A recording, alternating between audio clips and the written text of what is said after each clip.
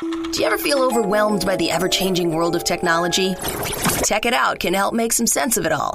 Breaking down geek speak into street speak, technology columnist, author, and TV personality Mark Saltzman covers consumer technology each week for every listener. Mark tackles the latest news, reviews, and how-tos to help you understand what's hot, what's not, and why. Hey everyone, welcome to Tech It Out. This is episode 188. Hope you're all enjoying the first official weekend of the spring so far. And while we're nowhere near out of the woods yet, I somehow feel like there's this light at the end of the tunnel. I hope you feel it as well. With the 4 vaccines here, there's better weather, longer days. I'm just trying to stay positive and healthy. And I hope you are as well. Hey, we have a great Tech It Out show planned for you this hour. We're going to kick things off in a moment with social media superstar and the internet's favorite dad, Brittlestar, whose real name is Stewart Reynolds. His videos have delighted hundreds of millions of viewers. So we're going to chat with him coming up in a moment. We're also going to talk with SanDisk this hour about a smart way to back up your photos and videos from your iPhone or your iPad so you can free up more space. And we're going to talk 3D printing with a Florida-based company called SynDaver. All of this and more on an all-new Tech It Out, powered by ASUS, which I'll tell you more about shortly. But let's kick off the show with our first interview. I'm super excited to speak to my next guest, whose videos on social media have been seen more than 500 million times on various platforms. I'm referring to the prolific work of Stewart Reynolds, a.k.a. Brittlestar, who cleverly mixes comedy, music, tech, contemporary topics like mask wearing, as well as some fun Canadian stereotypes, all resulting in highly entertaining and family-friendly videos. Brittlestar, welcome to the program. How are you? I'm good. Thank you so much for having me. I appreciate it. Yeah, this is great. Long overdue. I've been wanting to have you on the show for quite a while, and it was fun to meet you in person finally at an event, I want to say a couple years ago in downtown Toronto. Yeah, took forever for us to meet in person, didn't it? There you go. So why don't we just kick things off with who is Brittlestar? Is this Stewart Reynolds' alter ego? I mean, kind of. Brittlestar, the name itself just started as a band name, and then I had all the socials and all the domain names and stuff when Vine came along and the looping video app, and then I thought, I'll just stick with Brittlestar because it's easier to remember than Stewart Reynolds. And the Brittlestar character is a character, but it's kind of like an exaggerated, ridiculous version of myself. I described myself recently to an agency as, the everyman who's trying his best. So it's kind of like he's got his heart in the right place and he's trying hard, but he's a bit of an idiot. And I feel that that's just me. That's a slightly exaggerated me. That's awesome. And I love how your videos, they are super down to earth. Like you're often in front of your suburban home, like on the front step. Mm-hmm. Your videos they're very accessible and relatable, I think, and really super entertaining. But what do you attribute your success to? So the everyman kind of thing? Yeah, I do. I do sort of think there's kind of an element to that. That's a pretty important part of it. And I think I have this like weird aspirational quality for people in that I think that I have this, and you look at my demographics and my audience, and I have this like spike from 18 to 24, and then it kind of disappears until like 45 and up. And I think it's really bizarre. And it's been great for me to get brand deals and stuff. But basically, I think that it's all the younger folk looking at me going, well, he's old and he's still having fun. Maybe I can be like that. And that's the aspirational quality there. And I think all the older folk are like, well, he's also old like me and he's still having fun. Maybe I can still have fun. So I think there's like that weird element to where people can kind of see themselves or people they know in the content I'm creating, and they sort of feel like there's like this weird level of trust. Like they sort of think, well, he seems like a bit of an idiot and he's honest about it. He works on so many levels. That's exactly. Great. That's awesome. Exactly. Yeah, but don't underestimate your talent. So you mentioned that you started on Vine, yeah, now defunct platform. Do you have a favorite platform? You seem to be everywhere. YouTube, Twitter, TikTok, Facebook, and Instagram. Absolute favorite platform is Twitter currently. I know that for some people it's a hellscape, and I understand that. I think that once you start to notice, it's kind of like if you're walking down a city street and you notice some garbage and you're like, oh, now all I can see is garbage on the city street. It's kind of like that, but at the same time, I love the immediateness of Twitter. I love the fact that it's everything that's happening right now. I've got my home feed set to chronological, and which means that things are rolling in as they roll in, and it works best for my mindset as opposed to, Facebook or Instagram, where I find it really, really frustrating that I'm kind of, or even TikTok, where I'm kind of like floating in and out of this algorithm, and I don't really have any control over when or if people will see the stuff I'm putting out.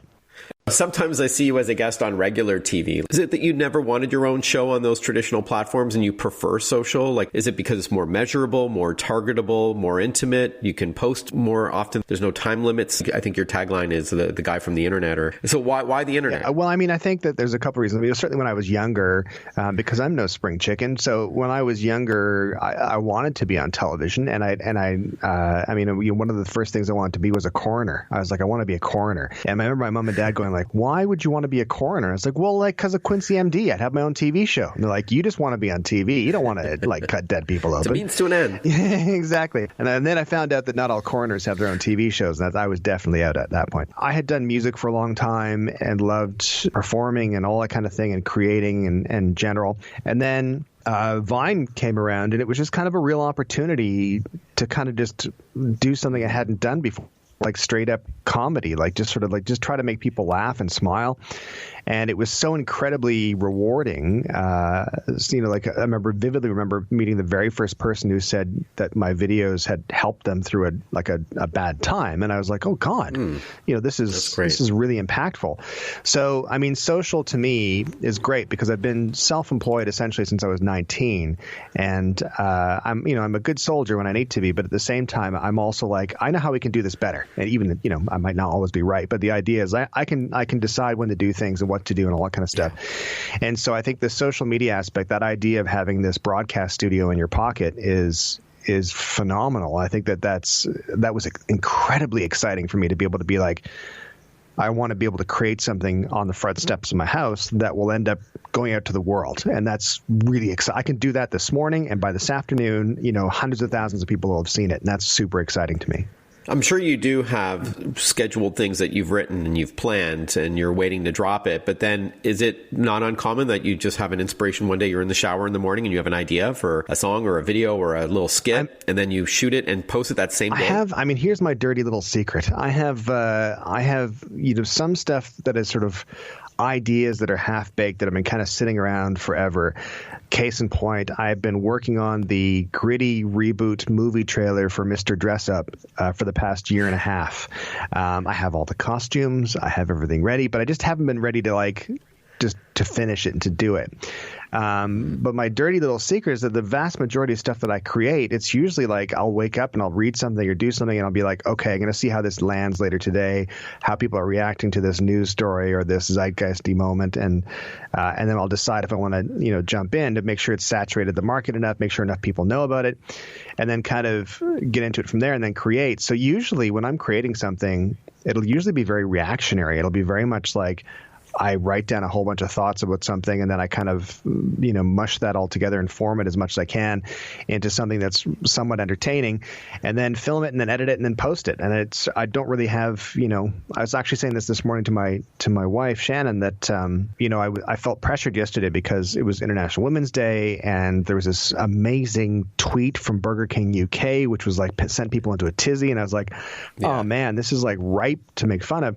But, I can't prepare for that. I don't know how to prepare for things that are happening, and it was like that adds some pressure to me, and it makes it slightly uncomfortable sometimes, but sometimes it's great. Like sometimes I can run across things that happen in the news and be like, the Pickering nuclear generating station here in Ontario, Canada, which had sent out a false alert for a nuclear incident last January. And it's like within about 2 hours, I had a video out after hearing that alert. So sometimes it works, sometimes it doesn't. And you just can't really plan for that kind of stuff. We're chatting with Stewart Reynolds, a.k.a. Brittlestar. You probably have seen his smiling face on your favorite social platform. He mixes comedy, music, and like he's talking about right now, contemporary topics. I think your mask-wearing video had done really well. Is that right? Oh, yeah. There's been a few, actually. Yeah, I kind of, those masks, I did a number of videos. The first one was reasons to not wear a face mask, and it was obviously all tongue-in-cheek. Yeah, very, very clickbaity in a sense. It was like people shock. Oh my God! I can't believe this guy's on the wrong side of science, and of course it was just a smackdown to all the stupid reasons to not wear a mask. So I mean, I felt like when the pandemic hit, And it was really evident that it wasn't just going to be 2 weeks like everybody thought initially. Right. We're going to flatten the curve. Yeah, we'll just hunker down for 2 weeks, watch some Netflix, and we'll all be back to normal in no time. I felt when the pandemic hit, I was like, I have a platform, I have a voice. I think that there's a lot of fear, there's a lot of frustration, there's a lot of anger. And I thought, well, if I can help by at least, showing some solidarity and sort of helping people sort of feel good about the decisions they're making about trying to protect the rest of their communities, then I'm happy to do that. Here's a short clip of one of the songs that you produced, one of the videos from Brittlestar on Wear a Blanking Mask. You say that taking your freedom away is what I saw you say in your latest Facebook post. I don't think you understand. Stopping your speed before it lands on my face is really what I'd call freedom. This just isn't some deep state plot to keep grandma alive.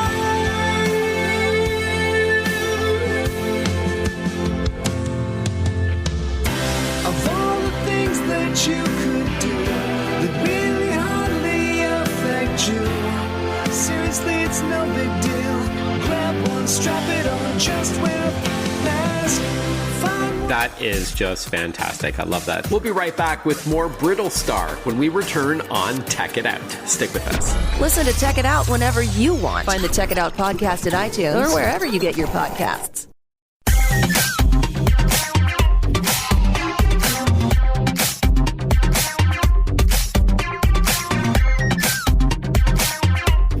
Welcome back to Tech It Out, powered by Asus for those in search of incredible. Asus creates technology for today and tomorrow's smart life, and that includes its line of award-winning laptops like its ZenBooks and VivoBooks, Chromebooks, and ExpertBooks as well. Check them all out at asus.com/US/radio for more info. That's asus.com for Asus /US/radio. We are chatting with Stewart Reynolds, a.k.a. Brittlestar, the social media celebrity. Now, before the break, we heard a clip from your Wear a Mask video. Now, it must be tricky, if you can be honest with us, because you don't want to alienate viewers and draw a line in the sand where you're going to win some and lose some, as a brand like Brittlestar. But obviously, when you feel passionate about something, even though it could be divisive, you're good to throw your weight behind one opinion or the other. Yeah, and I think that what's become evident to me is that there's a huge difference between picking a side politically on policy or these sort of age-old sort of religious things or whatever, that type of stuff, compared to just right and wrong. Like it became more and more apparent to me. There's like, well, this is getting easier and easier to pick a side. I think also, as far as concerned about the market and stuff, is that I think with all of my content, I try not to ever, I hope I never punch down. I always want to make sure that I'm kind of like holding something up. So I'm always on the side of the viewer. So I can hold something up and go, isn't this stupid? As opposed to holding someone up going, aren't they stupid? It is. And I think it's important to do that as well. And I think, if you're looking to recruit idiots, you end up with a whole bunch of idiots. So I'm not really worried about it. Talk to us about your Facebook show. You do that with Shannon, your wife, your partner, right? Yeah, that's right. So we do a show on Fridays at 9:30 a.m. called The Morning Show Thing, and we've been doing it for 4.5 years now. It's a live stream. It's got a really weird little cross-section of fun people. It's very ridiculous. It's basically a kid's show for adults. It's a very, right down to, we just redid the intro a couple months ago, and now it's very similar to The Friendly Giant, which was a TV show here in Canada, and with like the drawbridge and all that kind of stuff. It's very inclusive, and it's like one of the great things about doing the show is that the community of people, they call themselves the TMST crew, is you get people from all over the world, the US, Canada, the UK, Australia, Japan, that people tune in, Thailand. It's just sort of really weird group of people. But then there's been people who have actually traveled prior to the pandemic, traveled to meet each other and meet up, which is hilarious. So you've got people who are meeting up, and their only reason to meet up is the fact that they met by watching our stupid live stream. But it's fun. I mean, I love it.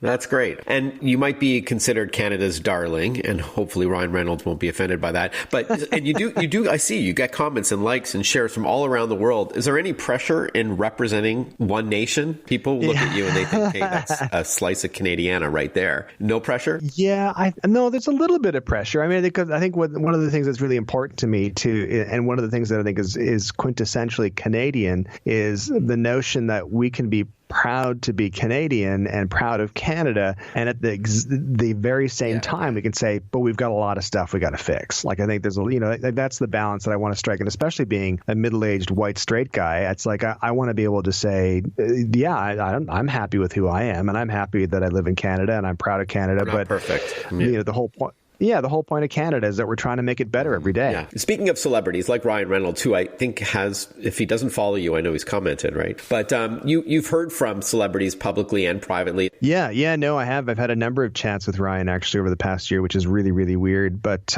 he's been incredibly helpful. I've been doing some exciting work for a project that's developing, and he's been incredibly insightful and given good advice and really kind of helped, which is awesome, which is really crazy. I'd like to be on a phone call and the guy answers the phone, or the guy calls you and you say hello and he responds. You're like, yeah, I know that. That's pretty wild. Is there one person that you would just love to work with one day? Don't know. I mean, I've been really, really fortunate. I mean, I think for a long time, I really wanted to do something fun with Gordon Ramsay, which we did. We did a Canadian trivia versus cooking trivia, and that was really, really fun. And he was super nice. We spent a full day with Alan Thicke in California for Entertainment Tonight making content. He was unbelievably nice, just hilarious. Surprised about Gordon Ramsay being nice, but I guess that's his on-screen persona. Right? Yeah.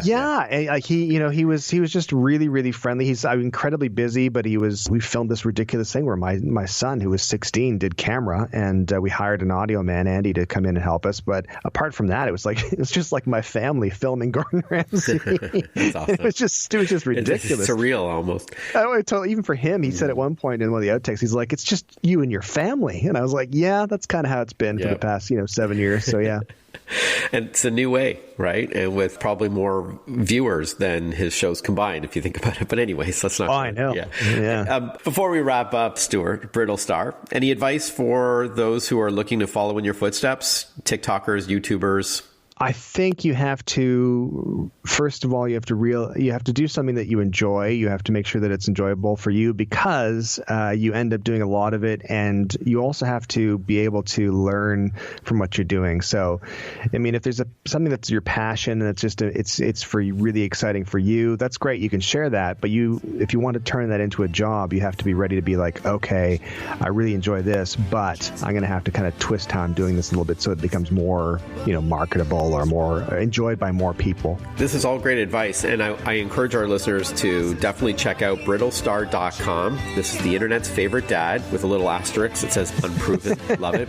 And you can then jump to all of your social platforms, and I encourage people to follow you, subscribe to you, share, like, comment. Keep up the great work. It's been a pleasure chatting with you. Thanks so much for everything that you do and for carving out some time to chat with me today. Thanks so much for having me. I appreciate it. All right, when we return on Tech It Out, we're going to catch up with SanDisk. Wait till you hear what their next flash drive can do for smartphones and tablets. It'll blow you away. Stick with us. Want to follow Mark? Google him. Mark with a C and Saltzman with a Z.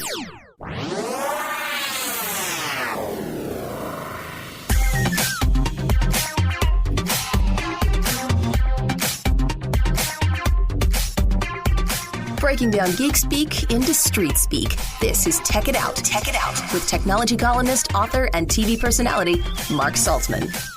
Welcome back, everyone, to Tech It Out. The one thing I always hear from iPhone and iPad users is that it's not easy to get their photos and videos off their Apple device for safekeeping. There's no expandable storage with an iPhone or iPad, but there is a super simple solution available, and one that does not require a cloud service or monthly subscription or anything like that. It's called the iXpand Flash Drive Luxe, and it's really smart. Joining us on the line to explain what it is and how it works is Jacqueline Sang, Product Marketing Manager for SanDisk, a Western digital brand. Welcome to the show, Jacqueline. Good to chat with you. Hi, thank you for having me. Before we talk about the iXpand Flash Drive Luxe, the latest in the iXpand family, tell us a bit about SanDisk. Sure. SanDisk is a consumer technology brand. They help with a lot of different storage solutions for our day-to-day needs for storage. And to me, it's all about reliability. There are other flash drive makers out there, but I've always had the most success with SanDisk, whether it's a memory card for my SLR camera or a micro SD card for my Android phone or a USB stick or an SSD drive for my PC, all that stuff. I've been using SanDisk for years, and I love this iXpand family that addresses a problem. And this is what we're going to chat about today. And with that in mind, I always say the best tech does solve a problem. So tell us about the iXpand flash drive Luxe and what it does. Yeah, sure.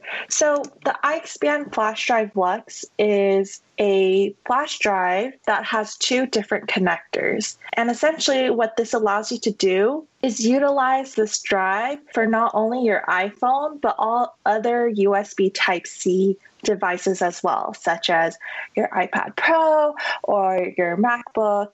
And even connect to some of your friends who may have an Android that has USB Type-C.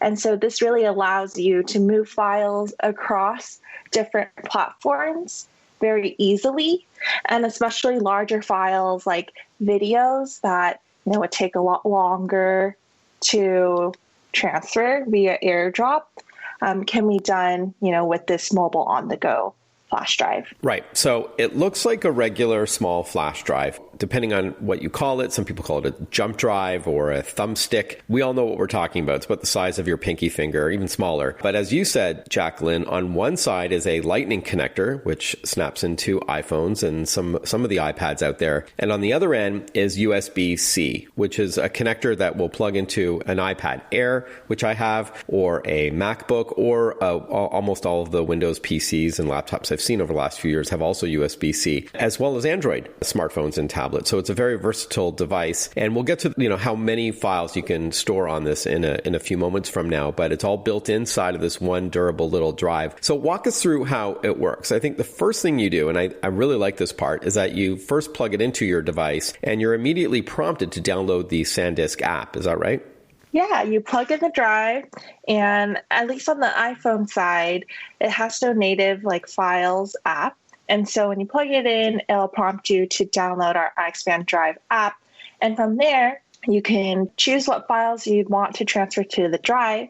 And you can also set up automatic backup for your photos, videos, and more. You keep the drive around. It has a keyring hole, so you can keep it attached to your keychains when you're on the go, and solves the issue of freeing up space on your phone so that you can capture those memories when you're out and about. Yeah, because it could be extremely frustrating if you lost your smartphone. That's frustrating enough. But if you think about all the photos and videos that you might have captured on your smartphone or tablet without backing them up, then that could be devastating. So now you're able to make a duplicate, or if you choose, you can take it off the iPhone altogether to free up storage in order to download more apps or shoot more photos and videos. That's entirely up to you, as you mentioned. It's all done through the app. And not only can you plug one end into the lightning port of, say, an iPhone or iPad, as we mentioned, and the other end, the USB-C port into a computer, but if you have an Android phone, I know there are so many listeners out there that have a Samsung or a Pixel or another Android phone, you can plug that USB-C into that smartphone as well to back up your photos and videos, correct? Yep, you totally can. And that's one of the features that I really enjoy, especially when I'm taking a lot of photos with my iPhone, and they come out great, they're good quality, but there's a lot. And then to text all of it or email all of it or put it in, a cloud subscription service for my friend who has an Android, that would take a while. And so with the drive, it's super easy to just plug it in with the lightning port on my phone, and then take it out, plug it into my friend's Android phone, and transfer those files easily. Yeah, great point. I like cloud storage too. Don't get me wrong. It's convenient to be able to upload something over the internet, and then with a friend who may not be with you physically, they can also access it, for example. But there are limitations, including, with Apple iCloud, you only get 5 gigabytes of storage for free. After that, you've got to pay every month, and that's a recurring sort of subscription that if you stop paying, you don't have access to your files. I like that this is an offline solution that does not require internet, and you can store a lot more than 5 gigs. We'll get to storage in a moment. We're chatting with Jacqueline Sang, product marketing manager for SanDisk. We're learning about the iXpand flash drive Luxe, which just debuted. It's a really smart device for both iOS and Android devices, as well as Windows and Mac computers too. What if you lose the drive though, Jacqueline? Can you password protect it? You can password protect files on your drive. If your drive ever gets lost, you feel safe knowing that the files that you care about are password protected. And by the way, there are other iXpand solutions, including this wireless mat that lets you wirelessly charge up your smartphone, whether it's an iPhone or Android device, and automatically backs up your files over your Wi-Fi network as well. So really cool there. But going back to the iXpand flash drive Luxe, which is spelled, by the way, Luxe for our listeners, what are the different storage configurations available and how much do the prices start at? The iXpand flash drive Luxe is available in 64 gigabyte, 128, and 256. And MSRP is at $44.99, $59.99, and $89.99 US dollars respectively. Okay, so anywhere between $49 and $89, depending on how much storage you want. You have 3 different options. So you would likely match what your iPhone or iPad has, or go a little bit more. And then you can fit more files on there from your computer or from another device like an Android tablet or something. All right, Jacqueline, and where could we learn more about the iXpand drive? You can learn more about this drive at SanDisk.com. Okay, so SanDisk.com, and of course, all the big box retailers will carry it as well. So check it out again, Luxe, and it's iXpand, the letter iXpand. Jacqueline Sang, great to chat with you. Thank you so much. Have a wonderful spring. Thank you. You too. We'll be right back with more Tech It Out. Breaking down geek speak into street speak. Tech It Out, hosted by Mark Saltzman.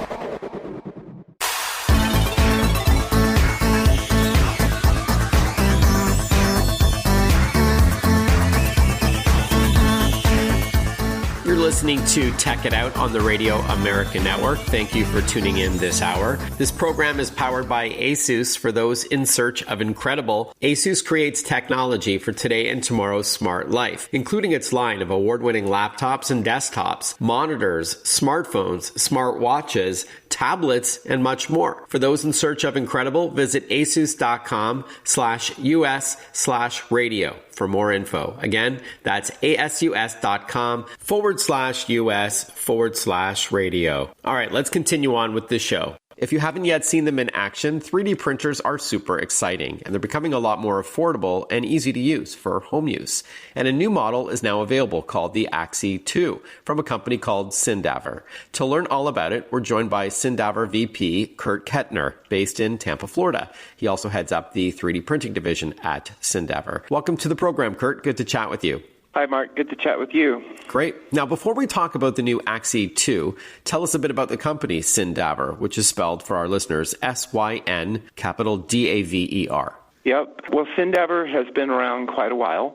It is our parent company to the 3D printing division, which we call SynDaver 3D. So SynDaver Labs has been around since, I believe, around 2004. It was founded by Christopher Sakalis, and they were founded based off of one really unique product called the SynDaver, or synthetic cadaver, which is where the name comes from. And these are very lifelike cadavers that are used in medical research, training for surgery. Oh, cool. Yeah, so medical students and such. Right. Now, SynDaver has grown quite a bit since that time, and they do a wide variety of medical models that are used in government, military, medical, education. So there's a wide variety of different types of medical models, both human and animal models as well.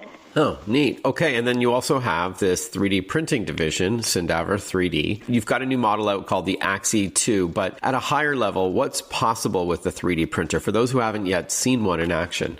Well, that's a pretty loaded question. 3D printing over the past 10 to 15 years has just exploded. And so you can print anywhere from biological cells to plastics, to metal, to concrete. Yeah, I've seen like 3D printers create like building homes. Yeah. Right. So there's a whole lot of things that are possible in our space that our printers used in. There's still a lot of different things that are printed, anywhere from jigs and fixtures to toys to jewelry to products. Prototypes as well? Prototypes, yeah. Medical models, molds for models as well. So, yeah, all sorts of things. Got it. Very cool. So the AXI 2, which is AXI, then the number 2, this is a plastics-based 3D printer? Yes, it's a thermoplastics. So it's based off of plastic that can be melted and then extruded in through a nozzle to print a product.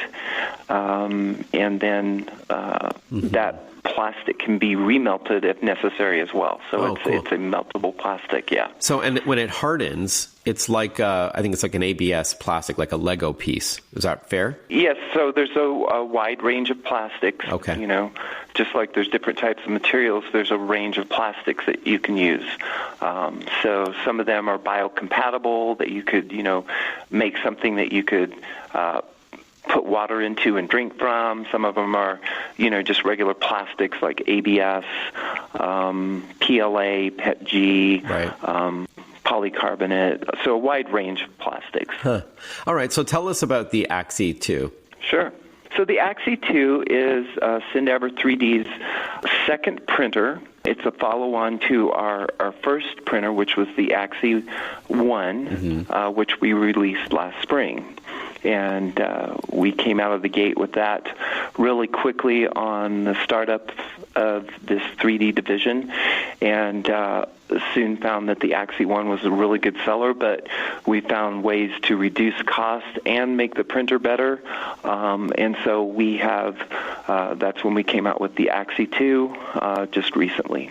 Okay, so this is for regular consumers, for home use, as well as entrepreneurs and inventors and people like that. And out of all the new features that have been added over its predecessors, I think Wi-Fi, there's adjustable stage lighting, and a new motion system. What do you think is the most significant? Well, that's really hard to say. They all play together to make a really good printed object. But I would say basically our improvement on the ability to do a dimensionally correct object. So we're printing down to the micron level.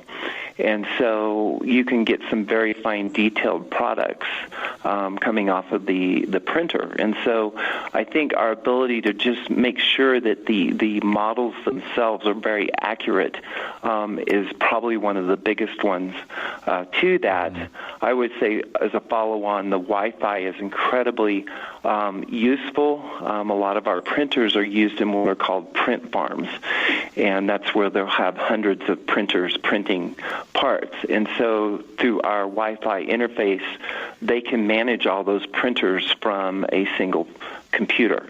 And so they can access each one of those and start their prints and pause them and see how they're doing and all that. What would be a consumer application for the Wi-Fi support? Could you, for example, download a 3D print file from the internet? Let's say you don't want to draft your own creation, but you want to print, I don't know, a cool coffee mug that someone is giving you the rights to download and use. Sure. So could you use your phone then wirelessly? When we return, we'll get the answer and a lot more on SynDaver's new 3D printers. We'll be right back. Follow Mark Saltzman on Facebook, on Twitter, on Instagram. Listen to Check It Out whenever you want.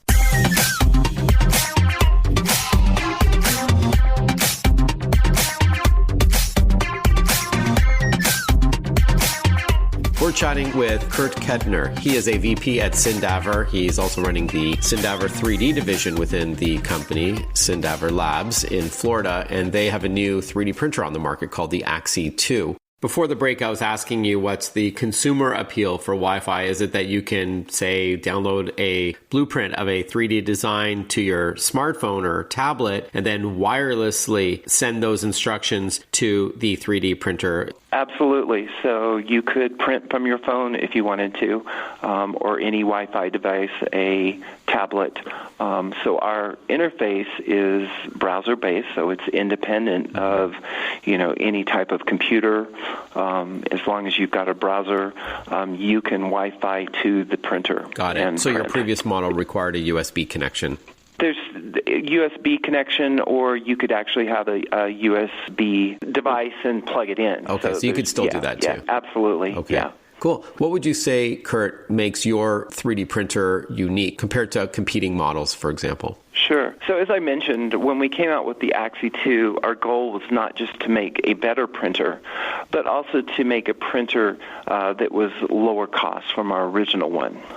So I would say one of the biggest things is that we provide a lot of value in the printer.